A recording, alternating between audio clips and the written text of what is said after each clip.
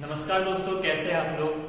पिछली बार हमने कुछ टॉपिक डिस्कस किए थे जिसमें हमने देखा था कि वेक्टर का एडिशन कैसे होता है। दो वेक्टर्स जो है, दो अगर वेक्टर क्वांटिटी है, जो दो वेक्टर्स है, पी वेक्टर क्यू वेक्टर है, ए वेक्टर बी वेक्टर, इनका जो है एडिशन कैसे होता है। तो उसके लिए हमने जो है दो लॉज देखे थे। सबसे पहला था हमारा कि पैरेललोग्राम, सबसे पहले तो हमारा triangle law of vector addition, फिर हमने उसके बाद में देखा था कि parallelogram law of vector addition क्या होता है। उसके बाद में हमने देखा था कि एक डेरिवेशन में सॉल्व करी थी जिसमें हमने जो है parallelogram law of vector addition में जो रिजल्टेंट वेक्टर आ रहा है उसका रिजल्टेंट जो वेक्टर आ रहा है उसका मैग्नीट्यूड क्या होगा। तो फिर उसके बाद हमने देखा था दो, अगर एक वेक्टर है उसको अगर हमें जो है रिजोल्व करना है, दो अलग अलग उसके कॉन्स्टेंट वेक्टर्स से जिनसे वो बना है, तो आप वो कैसे रिजोल्व करोगे। तो वो रिजोल्यूशन ऑफ वेक्टर हमने पढ़ा था। तो वो सब हमने जो देखा था वो हमने देखा था एडिशन ऑफ वेक्टर्स में। तो अभी हम जो देखेंगे वो मल्टीप्लिकेशन ऑफ वेक्टर्स में। तो आज का हमारा जो टॉपिक है वो क्या है, मल्टीप्लिकेशन ऑफ टू और मोर वेक्टर्स। तो यहाँ पे जो है दो वेक्टर या तीन वेक्टर को हम मल्टीप्लाई कैसे करेंगे। तो ये मल्टीप्लिकेशन ऑफ वेक्टर्स जो है हमारे, वो नॉर्मली जैसे आपके सिंपल स्केलर्स ऐड होते हैं, जो आपके स्केलर्स जो है ऐड होते हैं या मल्टीप्लाई होते हैं, ये वैसे आपके मल्टीप्लाई नहीं होते। जैसे आपका जैसे 5 है इंटू 2, तो आप इसको नॉर्मल मल्टीप्लाई करोगे तो क्या आ जाएगा आपका आंसर 10। या फिर आप जो है 15 इंटू 10 अगर आप मल्टीप्लाई करोगे तो आपका आंसर क्या आ जाएगा 15 इंटू 10 150। तो ये आपके क्या है, स्केलर से तो यार डायरेक्टली क्या हो जाते हैं, मल्टीप्लाई हो जाते हैं। बट वेक्टर के केसेस में ऐसा नहीं होता है। अब जो है वेक्टर के केसेस में हमें जो है कुछ रूल्स जो है वो फॉलो करने पड़ते हैं, उसी के हिसाब से हम जो इसको मल्टीप्लाई कर सकते हैं। तो यहाँ पे जो है स्केलर का मल्टीप्लिकेशन है, तो मल्टीप्लिकेशन ऑफ टू वेक्टर्स जो है वो कैसे किस तरीके से होते हैं। तो यहाँ पे जो है when we multiply two vectors we get a new physical quantity। तो जब भी हम क्या करेंगे, दो वेक्टर क्वांटिटी को मल्टीप्लाई करेंगे तो हमें क्या है, एक न्यू वेक्टर क्वांटिटी या स्केलर क्वांटिटी वो आपको मिलेगी।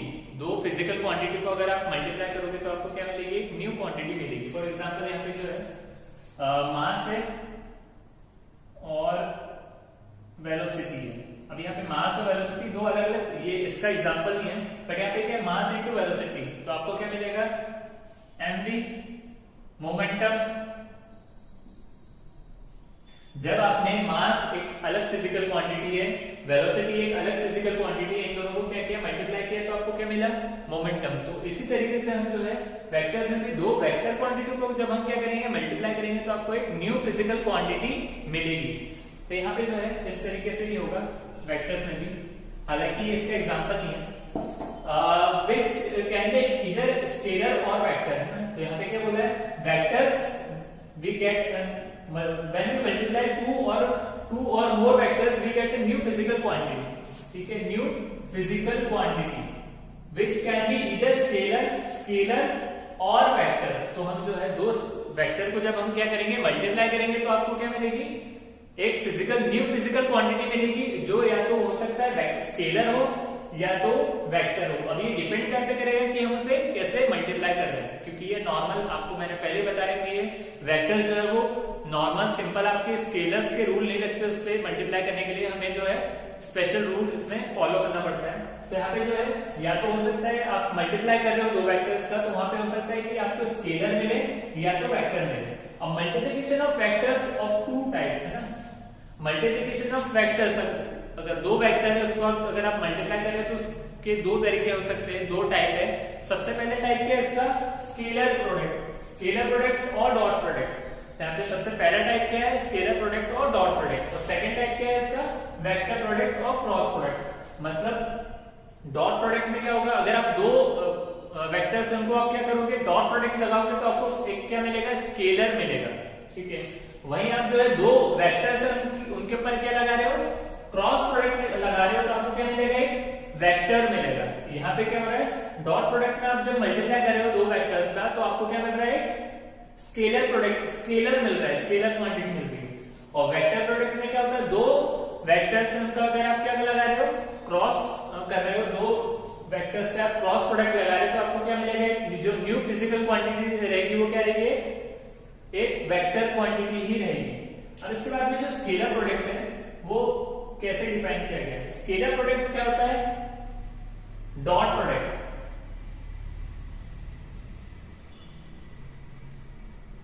अब जैसे आप नॉर्मली हमारे स्केलर जैसे 5 डॉट 2 क्या होगा? 10 होगा, और 5 क्रॉस 2 भी 10 होगा। दोनों सही है। आप डॉट या मल्टीप्लाई जो है दोनों लगाओगे तो आपका क्या आएगा? सेम ही आंसर आता है।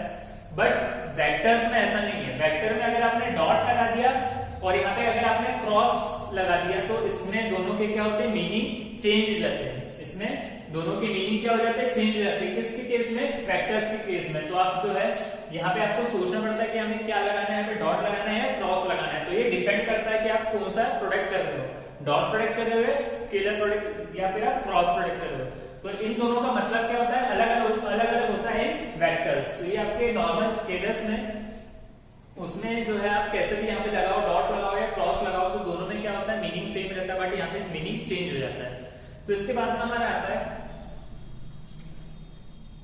Scalar product. It is defined as P vector dot Q vector is equal to P का मैग्नीट्यूड इंटू Q का मैग्नीट्यूड इंटू cos थीटा। अगर दो वेक्टर है, एक वेक्टर P वेक्टर है और एक वेक्टर Q वेक्टर है, ठीक है। अब ये एक वेक्टर P वेक्टर है, एक वेक्टर Q वेक्टर है, दो अलग अलग फिजिकल क्वांटिटी है। इसको आपने जो है मल्टीप्लाई किया कैसे? इनका प्रोडक्ट किया आपने। कौन सा प्रोडक्ट किया? Scalar product. स्केलर प्रोडक्ट में क्या होगा? P वेक्टर डॉट बोला तो यहाँ पे आपको क्या करना पड़ेगा? बीच में डॉट लगाना पड़ेगा into Q। P dot Q is equal to क्या आ जाएगा? P वेक्टर का मैग्नीट्यूड। इसका आपने क्या निकालो? P वेक्टर का मैग्नीट्यूड और Q वेक्टर का मैग्नीट्यूड इंटू cos थीटा। अब यहाँ पे जो थीटा है वो क्या होगा? Angle between these two vectors. तो यहाँ पे जो थीटा रहेगा वो क्या रहेगा? Angle between these two vectors. तो जो भी ये वेक्टर है आपस में जो भी ये एंगल फॉर्म कर रहे हैं वो भले 0 हो सकता है, 90 हो सकता है, 0 से 90 के बीच में या 180 डिग्री। तो यहाँ पे जो भी ये दो वेक्टर के बीच में एंगल आ रहा है वो आपका क्या हो जाएगा? cos थीटा के साथ में इसमें मल्टीप्लाई होगा। अब यहाँ पे क्या होगा? P मॉड P क्या होगा? इसका मैग्नीट्यूड। किसका मैग्नीट्यूड? वेक्टर P जो है इसका मैग्नीट्यूड क्या हो जाएगा? Mod P। और मॉड Q क्या हो जाएगा? Mod Q is magnitude of Q vector into cos theta. और यहाँ पे cos थीटा क्या होगा? Theta is the angle between these two vectors. ये दो वेक्टर जो है इनके बीच का जो एंगल रहेगा वो क्या रहेगा? आपका थीटा। तो P vector dot Q vector क्या होगा? P Q cos थीटा और cos ऑफ एंगल थीटा। तो ये आपका क्या हो जाएगा? Scalar product. अब यहाँ पे जो है इसके कुछ एग्जांपल्स है जो हमें फिजिक्स में देखने को मिलेंगे। सबसे अच्छा एग्जांपल जो आपने 9th या 10th क्लास में पढ़ा होगा तो वो है आपका वर्क डन। जो आप वर्क डन हम निकालते हैं कि इसने कितना वर्क किया, ये कितना वर्क हुआ है, तो वो आप वर्क डन निकालते हो। तो यहाँ पे जो वर्क डन जो है वो है स्केलर प्रोडक्ट का एग्जांपल है। और इलेक्ट्रिक फ्लक्स है। इलेक्ट्रिक फ्लक्स जो है वो आगे हम पढ़ेंगे, तो अभी इसे जो है एक्सप्लेन करने का मतलब नहीं है कुछ भी। तो मैं वर्क डन का एक एग्जांपल बता देता हूँ। यहाँ पे जो है वर्क डन का फॉर्मूला क्या होता है? Work done is equal to F dot D cos theta. Work done क्या होता है? FD cos theta. और वर्क डन क्या होता है यहाँ पे? F vector dot D vector. अब यहाँ पे F क्या है आपका? आपने फोर्स लगाया, ये एक ब्लॉक है, इस पे आपने फोर्स अप्लाई किया F वेक्टर। अब ये फोर्स अप्लाई करने की वजह से इसमें क्या हो रहा है? कुछ डिस्प्लेसमेंट हो रहा है D। तो ये डिस्प्लेसमेंट भी क्या होता है? एक वेक्टर क्वांटिटी होती है। तो यहाँ पे जो वर्क डन हो जाएगा वो क्या हो जाएगा? Work done is equal to F dot D vector. F dot D मतलब FD cos थीटा। अभी यहाँ पे जो है आप फोर्स लगा रहे हो, इसकी वजह से क्या हो रहा है? ये जो ब्लॉक है इसका मास है, इसमें क्या हो रहा है? डिस्प्लेसमेंट हो रहा है। तो ये यहां तक पहुंच गया।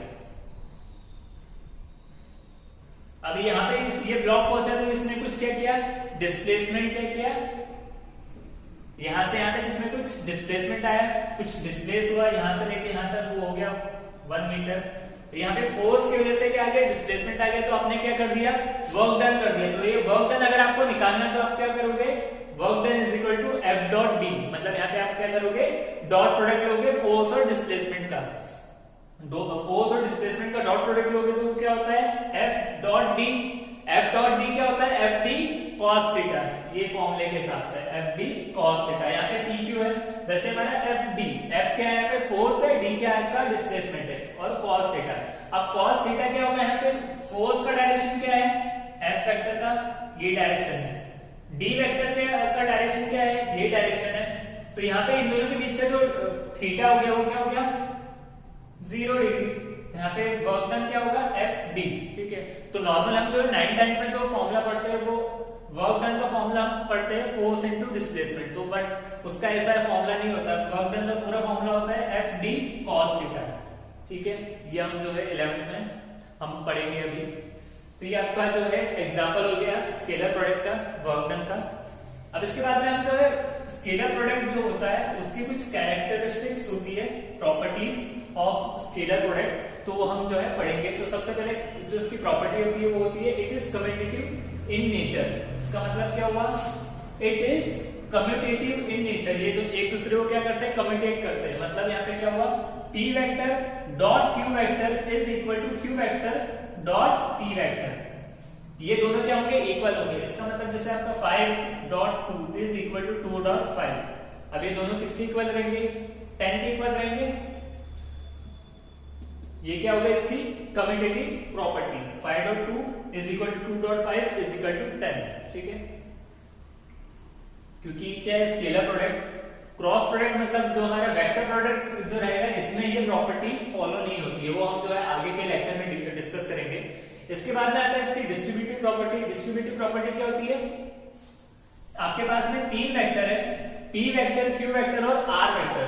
p वेक्टर q वेक्टर और r वेक्टर आपके 3 वेक्टर है, तो p वेक्टर डॉट q, यहाँ पे क्या हो रहा है p vector dot q vector plus r vector is equal to p vector dot q vector plus p vector dot r vector. तो ये क्या हो गया डिस्ट्रीब्यूटिव प्रॉपर्टी। तो ये आपका जो है ये डिस्ट्रीब्यूटिव नेचर आपको शो करता है, पर वहां पे जो क्रॉस प्रोडक्ट है इसमें ये फॉलो नहीं करता। तो यहाँ पे क्या हो रहा है डिस्ट्रीब्यूट हो रहा है, p पहले सबसे पहले q के पास में जा रहा है, फिर p किसके पास में जा रहा है r के पास में जा रहा है। तो ये इसका क्या हो गया डिस्ट्रीब्यूटिव नेचर। तो ये आप क्या करो 3 वेक्टर है उसको आपको जो है डिस्ट्रीब्यूटिव अगर प्रॉपर्टी लगानी है तो आप पहले क्या करोगे q और r का करो। सबसे पहले आपने q और r को क्या कर दिया ऐड कर दिया, फिर आपने इससे डॉट प्रोडक्ट किया, या तो फिर आप क्या करो p और q का मल्टीप्लिकेशन करो, फिर एडिशन p डॉट r का करो। इसका एग्जांपल स्केलर्स में कैसे लेंगे हम। फॉर एग्जांपल आपके पास में 3 नंबर है 1, 3 और 5, इसको हमें जो ऐड करना है, अगर ऐसा इस तरीके से ऐड करना है 1 इंटू 1 डॉट 3 प्लस 5। अब इसको कैसे करोगे आप, या तो आप क्या करो ये वाली जो ब्रैकेट वाली क्वांटिटी इसको क्या कर दो ऐड कर दो, यहाँ से अगर ऐड करेंगे तो क्या आ जाएगा 1 डॉट 5 प्लस 3 8, तो 1 डॉट 8 कितना हो जाएगा 8, ये भी आया। या तो आप क्या कर सकते हो इन दोनों का मल्टीप्लाई करो, मतलब 1 डॉट 3 प्लस 1 डॉट 5, तो ये क्या होगा 1 डॉट 3 1 डॉट 5 क्या होगा 5, तो ये आ जाएगा वापस से 8। तो ये दोनों क्या आ रहा है दोनों इक्वल आ रहे हैं। तो ये आपका क्या हो गया डिस्ट्रीब्यूटिव प्रॉपर्टी। तो यहाँ पे डिस्ट्रीब्यूटिव प्रॉपर्टी आपको जो है शो करते हैं कौन स्केलर प्रोडक्ट, ठीक है। दो वेक्टर को अगर आपने क्या कर दिया स्केलर वेक्टर अगर आपने किया तो वो क्या करेंगे डिस्ट्रीब्यूटिव प्रॉपर्टी आपको शो करेंगे। इसके बाद में जो आती है आपकी प्रॉपर्टी, अब यहाँ पे सिंस p डॉट q क्या होता है, दो वेक्टर है p वेक्टर है डॉट q वेक्टर, हम जो इसमें फोर्स और डिस्प्लेसमेंट यानी वर्क डन का फॉर्मूला लेते हैं। वर्क डन क्या होता है F vector dot D vector, या तो क्या होगा F vector dot F vector D vector cos theta, FD cos theta. अभी यहाँ पे अगर जो है थीटा जो है वो क्या हो जाए 0 डिग्री, इसका मतलब क्या हुआ फोर्स भी उसी डायरेक्शन है और डिस्प्लेसमेंट भी उसी डायरेक्शन है। मतलब यहाँ पे एक ब्लॉक है, इसको आपने फोर्स दिया और इससे डिस्प्लेसमेंट कैसा हो रहा है इसी डायरेक्शन में डिस्प्लेस हो रहा है। तो यहाँ पे क्या हो गया फोर्स और डिस्प्लेसमेंट के बीच में जो एंगल बना, ये जो दो वेक्टर है इसके बीच में जो एंगल बना वो क्या रहेगा आपका 0 डिग्री। अब यहाँ पे एंगल अगर 0 डिग्री है तो यहाँ पे क्या हो जाएगा FD cos 0, तो यहाँ यहाँ पे एफ डी कॉस जीरो क्या हो जाएगा आपका, कॉस 0 डिग्री, कॉस 0 डिग्री क्या होता है 1, तो यहाँ पे वर्क डन क्या हो जाएगा मैक्सिमम एफ डी कॉस 0 यानी 1, तो वर्क डन क्या हो जाएगा आपका एफ डी। बट अगर यहाँ पे क्या हो गया, आप फोर्स लगा रहे हो इस तरीके से,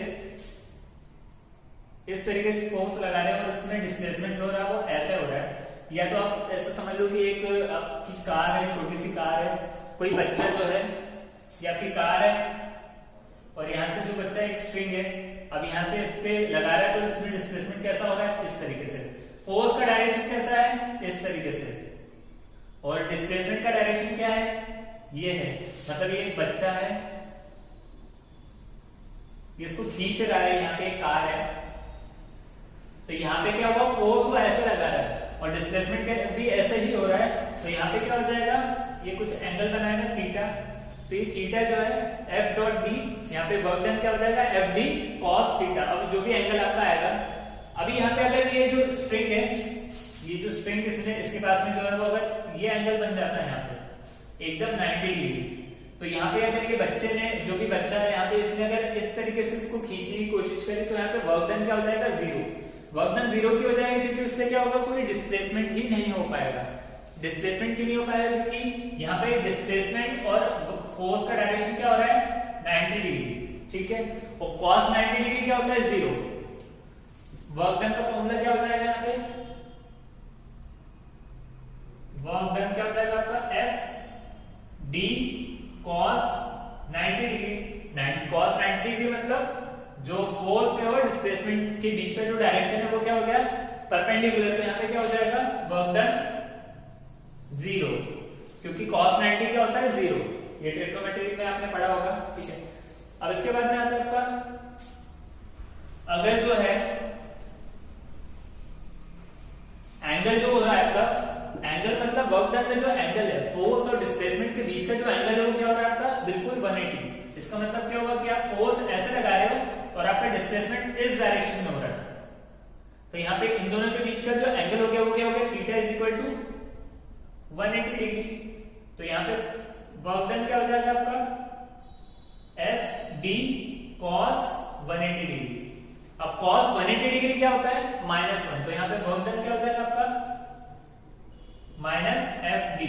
अब यहाँ पे माइनस साइन आपको क्या बता रहा है कि फोर्स ऐसा लग रहा है और डिस्प्लेसमेंट ऐसा हो रहा है, मतलब इसका मतलब फोर्स इस साइड इस डायरेक्शन में लग रहा है और डिस्प्लेसमेंट ऑपोजिट डायरेक्शन में हो रहा है, तो यहाँ पे ऑपोजिट साइन जो बताएगा, यहाँ पे माइनस साइन क्या बताएगा कि फोर्स और डिस्प्लेसमेंट का जो डायरेक्शन है वो क्या है ऑपोजिट है, तो यहाँ पे हो गया एफ डी cos 180 डिग्री, या फिर वर्क डन क्या हो जाएगा आपका माइनस एफ डी।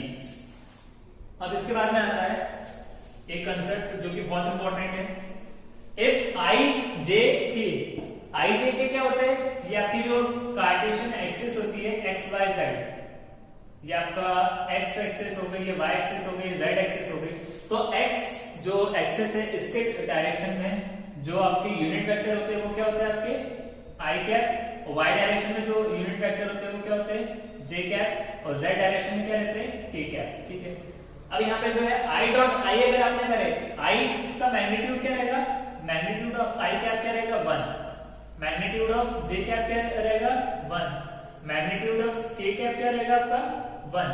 अगर आपने आई डॉट आई किया तो क्या हो जाएगा आई डॉट आई, मतलब आई इंटू आई आई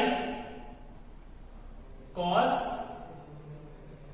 0 डिग्री, तो यहाँ पे क्या हो जाएगा 1, तो आई डॉट आई क्या होगा 1, क्योंकि आई इंटू आई का मैग्नीट्यूड क्या है, ये क्या होता है आपका मैग्नीट्यूड होता है ना, मैग्नीट्यूड ऑफ आई क्या होता है 1, और वापस से मैग्नीट्यूड ऑफ आई क्या होगा 1, तो आई डॉट आई क्या हो जाएगा I dot I cos 0 degree, और cos 0 डिग्री क्या होता है 1, तो आई डॉट आई क्या हो जाएगा 1। उसी तरीके से जे डॉट जे भी क्या होगा,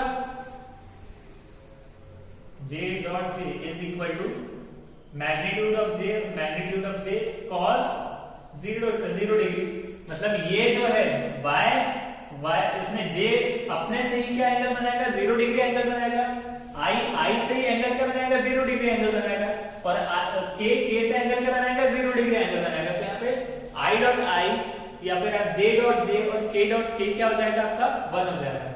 उसी तरीके से अगर आपने क्या किया आई डॉट जे किया तो आई डॉट जे क्या होगा अगर आपका देखेंगे तो यहाँ पे आपका आई कहां पे है, एक्स एक्सिस में जो यूनिट वेक्टर जो रहते हैं वो क्या कह रहे थे आई वेक्टर, और जे वेक्टर का है वाई एक्सिस में, तो इनके बीच में जो एंगल बन रहा है वो क्या बन रहा है theta is equal to 90 degree, theta is equal to 90 degree. तो अगर आई डॉट जे करोगे तो क्या आएगा आपका आई का मैग्नीट्यूड जे का मैग्नीट्यूड cos 90 डिग्री। अब ये I का मैग्नीट्यूड J का मैग्नीट्यूड क्या होगा 1 इंटू 1 cos 90 क्या हो जाएगा आपका 0, तो ये आपका I डॉट J क्या हो जाएगा आपका 0, I डॉट J 0। वैसे आपका J और K मतलब आपका J ये आपका J है y एक्सिस के थ्रू जो यूनिट वेक्टर बन रहा है, और K क्या हो जाएगा आपका z एक्सिस के थ्रू, और y और जो आपका J और K के बीच में जो एंगल बन रहा है वो क्या है 90 डिग्री।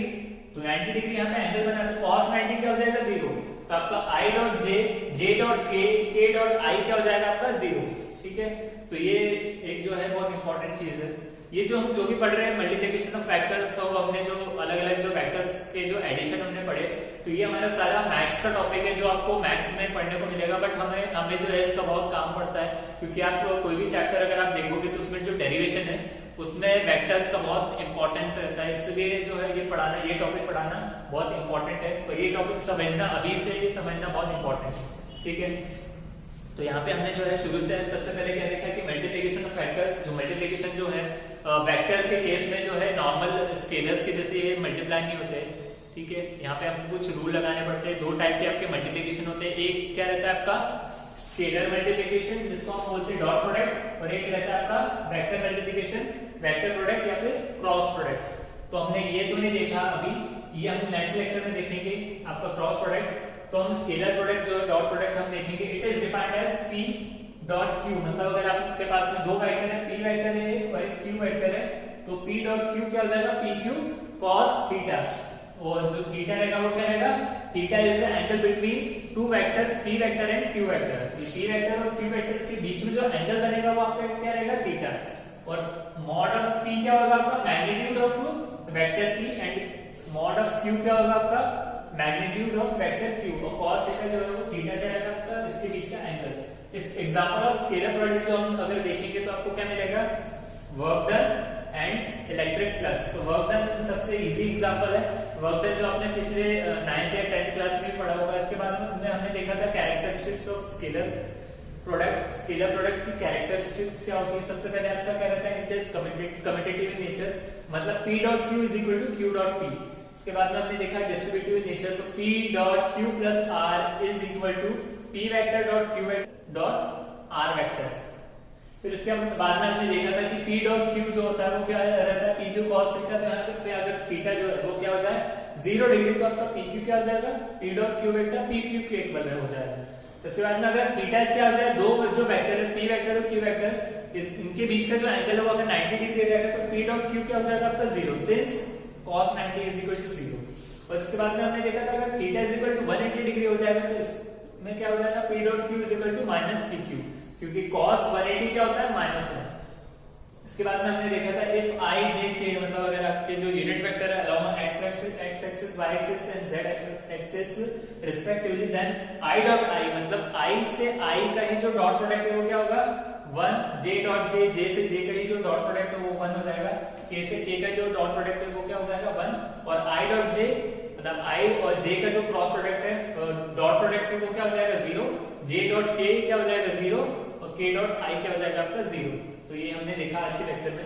आई होप सबको ये चीज समझ में आ गई होगी, बहुत इंपॉर्टेंट है, क्योंकि आपके जो न्यूमेरिकल और डेरिवेशन पार्ट में बहुत सारे आएंगे और इसमें आपको ये अच्छे से आना चाहिए, खासकर वेक्टर्स आपको जो है अच्छे से इसके बेसिक्स क्लियर होने चाहिए, क्योंकि ये आपको जो है 12th में मैथ्स में भी आएगा, तो वहां पे भी आपको ये अभी से अगर आप पढ़ लोगे तो आपको वहां पे काम आएगा। ठीक है, तो टिल देन थैंक यू।